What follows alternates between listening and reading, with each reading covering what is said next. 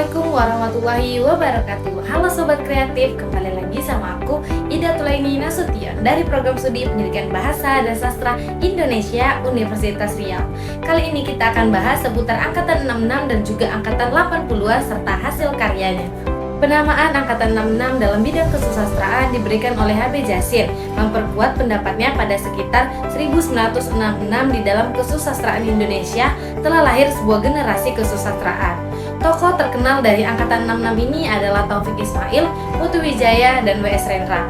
Menurut H.B. Djasir, ciri-ciri karya sastra Angkatan 66 ialah 1. Mempunyai konsep Pancasila, 2.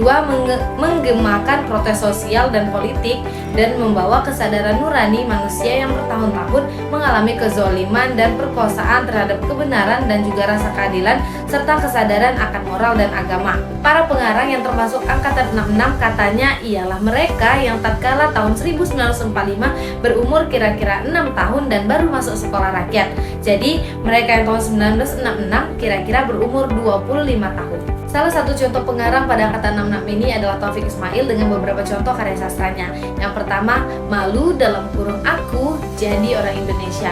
Yang kedua, Tirani dan Benteng. Yang ketiga, Buku Tamu Musim Perjuangan. Yang keempat, Puisi Langit. Yang kelima, Sajak Ladang Jago. Selanjutnya, sastra Angkatan 80-an. Sastra Angkatan 80-an ini lahir pada saat pemerintahan Soeharto di era Orde Baru, yang dimana pada masa Orde Baru memiliki ciri semua keputusan berporos pada presiden dan hak suara rakyat hanya dibatasi.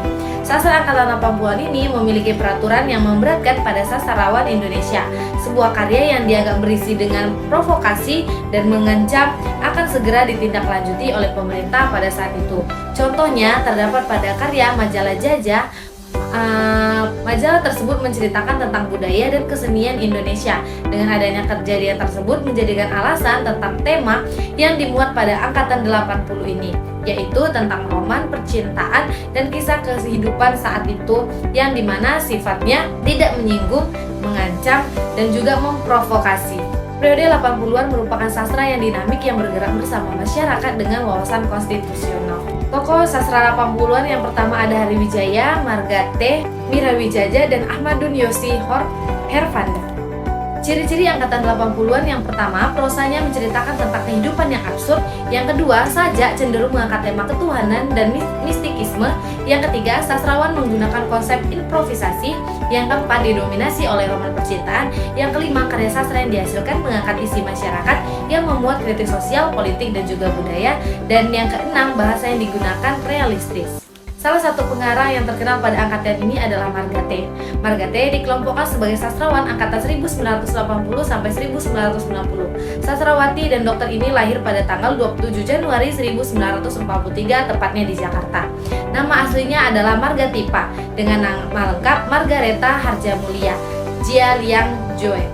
Semenjak sekolah, wanita ini sudah sering mengarang dan sering dimuat di majalah sekolah. Pendidikan terakhir adalah kedokteran di Universitas Trisakti. Karya pendeknya yang pertama berjudul Kamar 27. Saat itu, dia berusia 21 tahun. Sedangkan bukunya yang pertama berjudul Rumahku Adalah Istanaku, yaitu cerita anak-anak yang diterbitkan pada tahun 1969. Baiklah, sekian pemaparan materi dari saya. Lebih dari kurangnya saya mohon maaf. Saya akhiri. Assalamualaikum warahmatullahi wabarakatuh. Sampai jumpa di video selanjutnya. Dadah.